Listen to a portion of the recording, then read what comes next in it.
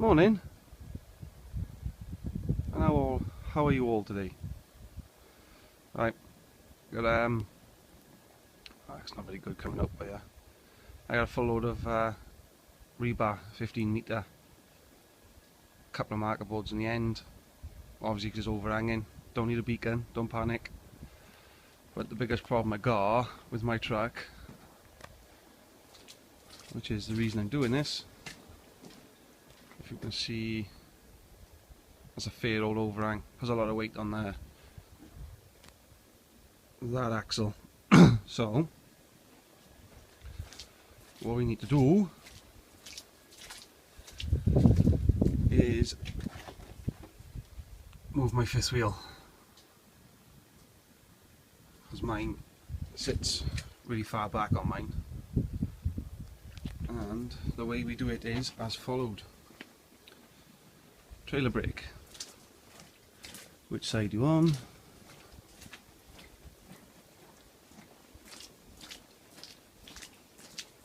Boop, boop, boop, boop, boop, boop, boop.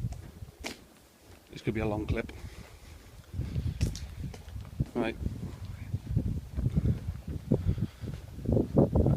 Trailer brake on, which is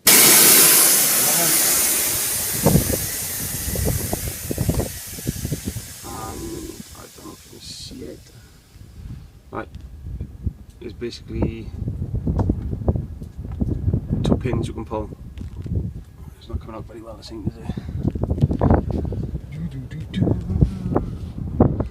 Right, that's the pin we need, and that's your fifth wheel pin, which holds the trailer, and that's the fifth wheel pin, just help or move your fifth wheel. So you'll pull that, and I will close this gap up by your. So here we go. That's better. Yeah, push that up. So obviously that sits closer to the cab. Obviously I've got to be careful, I've got a rack there. And I think I've moved this probably a good, can't see very well, will this help? Yeah, everything from that grey line to be moved forward. Just move forward about a good 8-10 inches. So now you can see fifth wheels come forward, meaning there's more weight up on here now on these two axles, the drive and the mid lift. Take some of the weight off the back and stop the trailer bouncing around as much. Right, so I get these legs up and I gotta get out here. So I'm a little bit late now. But yeah, when you if you move your fifth wheel up for whatever reason, double check that you can turn. I know that'll turn. I know I'm not going to rip nothing off. They'll go a lot closer than that, but I have to take the rack off and I ain't doing that. So right, let's get out here. Bet you can't guess what I'm doing.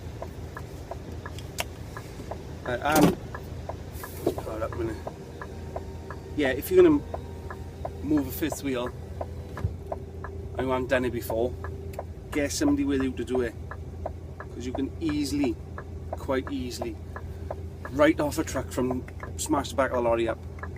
So get somebody who either has done it before or be extremely careful. All you're doing is pulling, like I said, pull up, trailer brake on, pop the legs down, takes all the pressure off the fifth wheel. Right. Some of the couplings on them might have never been used, so you'll have an absolute balls ache trying to get the pin out. Once the pin's out, try and pull forward first. Don't go back straight away because the pin will stick. Some of them can be rusted, but they haven't been used for such a long time. And yeah, so some of them might be rusted, but they haven't been used since the truck was new or whatever. So they've got a tendency to stick. and it can take quite a lot of force to loosen them off to get them moving. I've probably moved that forward by a good 8-10 inches because of the overhang on the back of the trailer. So it's to stop the trailer from bouncing as much on the back end of the trailer. So, right, but once you've moved it, make sure you put the pin across. You'll unclip the pin, give it a little pull whichever way, left or right, forward or backward, sorry, and make sure it's in, and make sure that pin is in, because if you pull forward and that pin's not in properly, the trailer will just slide back. Hopefully it'll catch back in the teeth. Sometimes it doesn't, and if you've got a full trailer on, you'll do a lot of damage to the trailer pin and the fifth wheel, sorry, not so much the trailer pin, the fifth wheel. So yeah, be careful when you do it, very careful. Like I said, get somebody with you. It's not something I'd say to somebody who just started driving, you know, "Ooh, move the fifth wheel pin." Not on you and Ellie. Right, so I'm off Sheffield, and could be a long old trip up here, so I don't think I'm going to be going as quickly as I'd like to be due to the bounce on the trailer. Oh, I don't know. I'll guarantee you, if you run a flatbed trailer, you will pick this stuff up sometime, somewhere in the country. I will guarantee you it. I'll show you when I get up here. So hey, look at that, morning tip about moving fifth wheel. Some of them are actually on hydraulics, so you just hit the button in the cab, in comes the pistons, and you just move it back and forth. You only got to get out. I had to struggle with that just now. I haven't moved that on you for I don't know, I've got a clue. The truck's 5-year-old what I got. I've had it over 12 months, 14 months, so I don't think I'd been moved that one, so I was quite lucky, but I had to struggle like hell then. Come on, cattle. Yeah, so up to Sheffield. I was wanting to be gone by now, but that's all right, I have plenty of time. So right, Sheffield, doodles!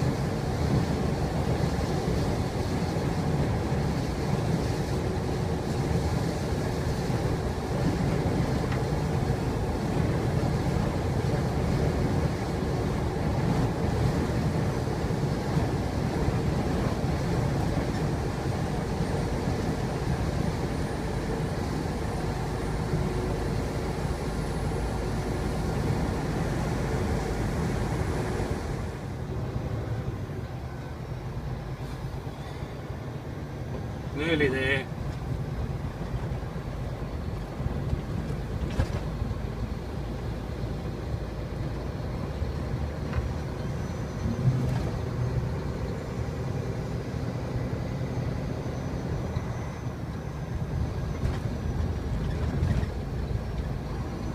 I normally go in a different way to this place, but I made a bit of a boo-boo.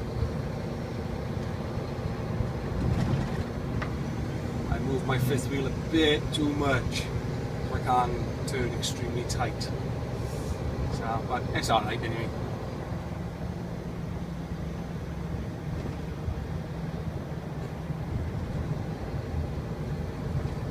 Maybe I'll go up here now and we're there. Oh crap.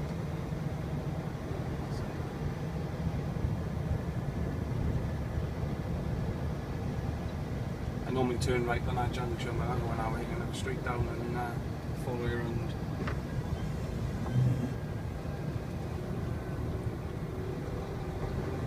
We're right next door to a place called Sheffield Forge Masters. It's absolutely a huge company. They make casts for steel, and some of the things you see in there being made is unbelievable. Huge things. It's nothing for them to cast a ship anchor or something weighing 40-50 tons. It's nothing to them.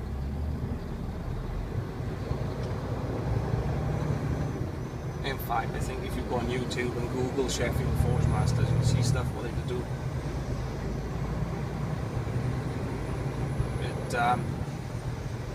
Quite a sight to see. You see how big some of the stuff they make in there.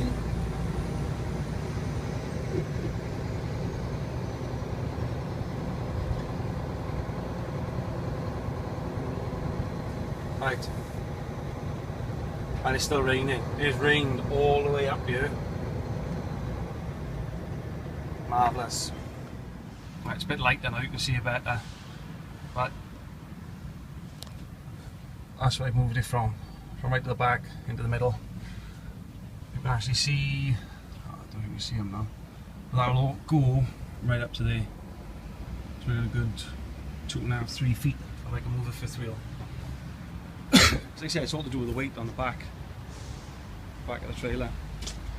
So I'm going to quickly put this back where it was, because I can't jackknife round into the warehouse, so I'm going into there and get tipped. So, like I said, legs down, chuck a park brake on, pull that pin, and then pull forward.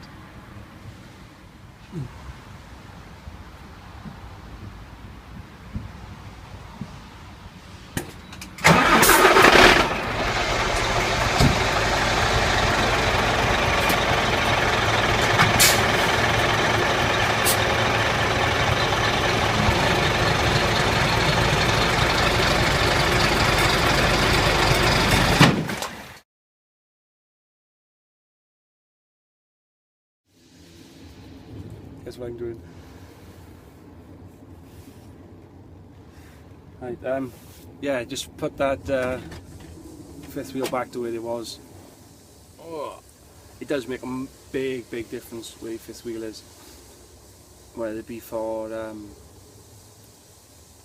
weight distribution and all that type of things, or turning circles. People who use fridge trailers, you'll find there's like a tiny little gap to the point you won't be able to stand between it.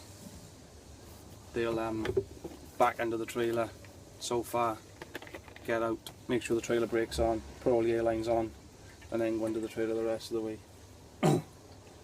Mine's right back because we have got a few trailers which come quite close, and if I have to move it for whatever reason, I can just get out and move it. There's no hardship in doing that. So yeah.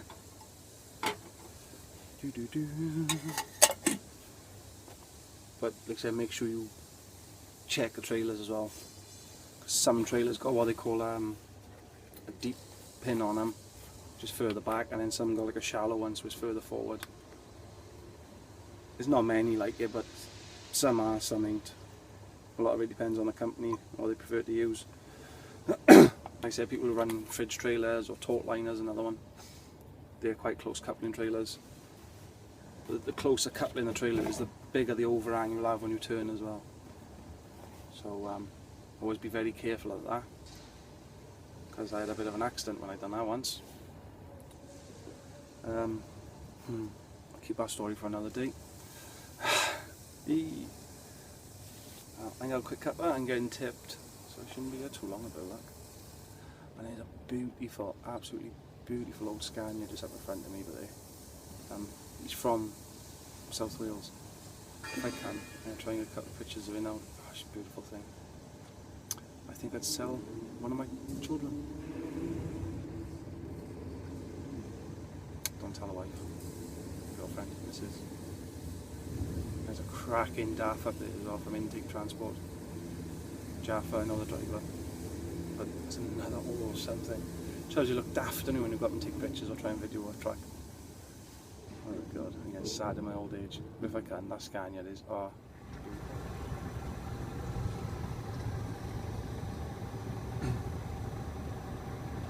Look at that little old girl over there now.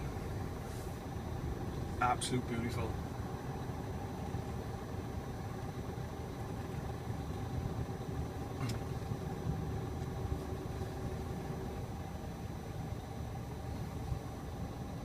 That should be rated 18, that should. 18 rated that little girl should be, because she's an absolute beaut. Right, let's get out here and find out where we're going.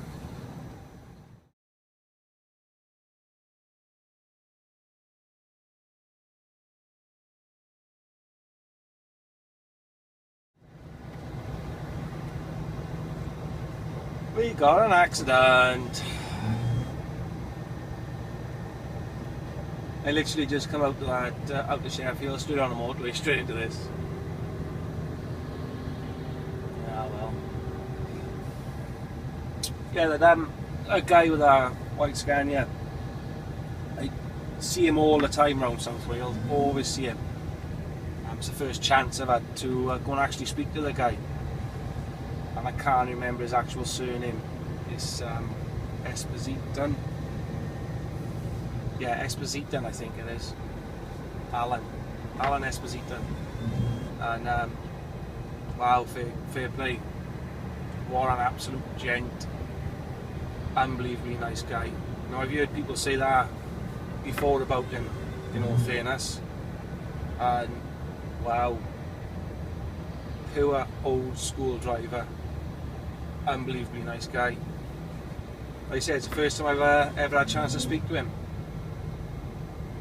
Now, we always load in the same places, but every time I've seen him, we're passing in different directions. So it's nice to go and have a nice little chat to the guy.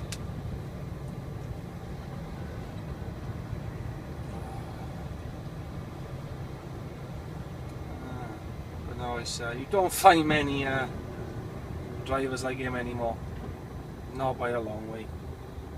Which is it's a shame, really.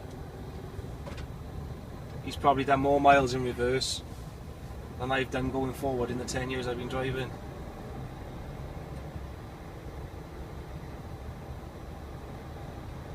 And that truck of his is just beautiful. It's a Scania 143 V8 500. It's a Series 3.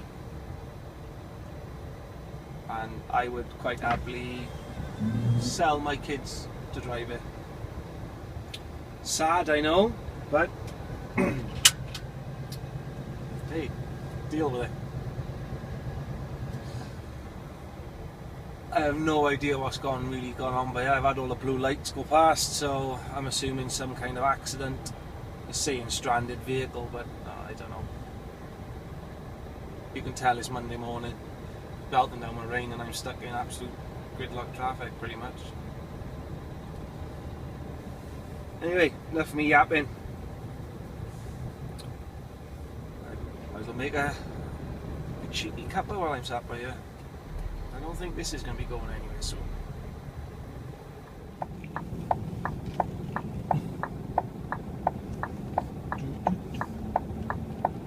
Right, that's us loaded.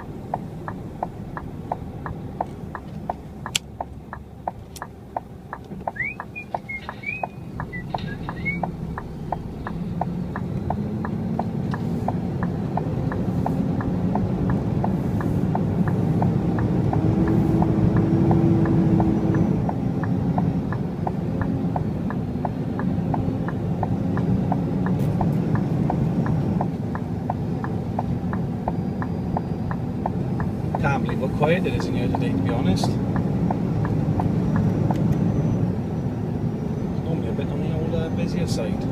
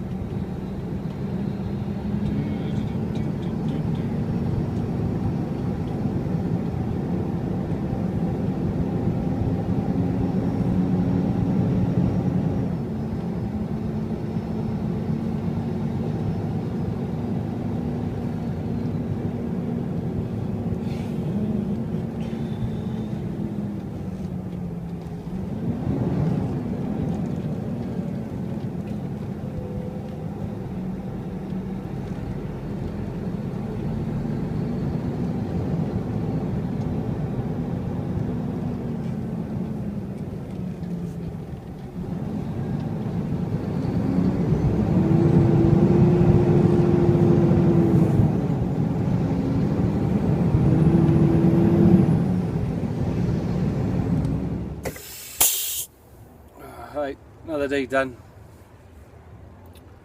and I'm going to be having an early night because I never normally sleep a great deal on a Sunday night. I don't know why, I just don't seem to sleep very well.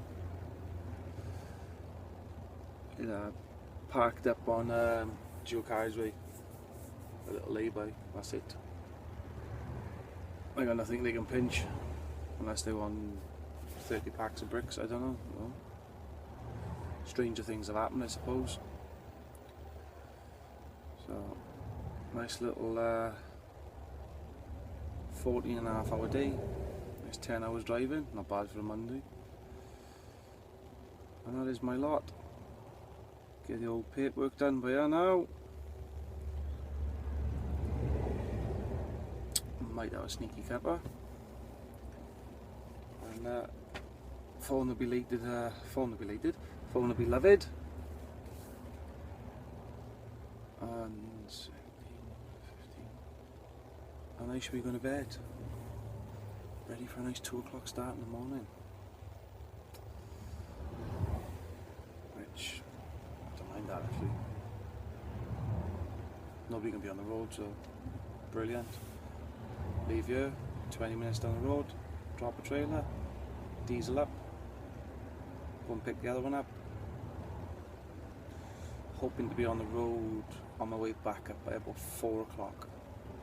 Should make a tip time then for Chilhoo. I think that's how you pronounce it anyway, I'm not sure. So,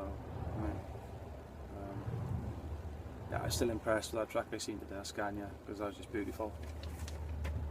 Absolutely beautiful thing. I see it all the time.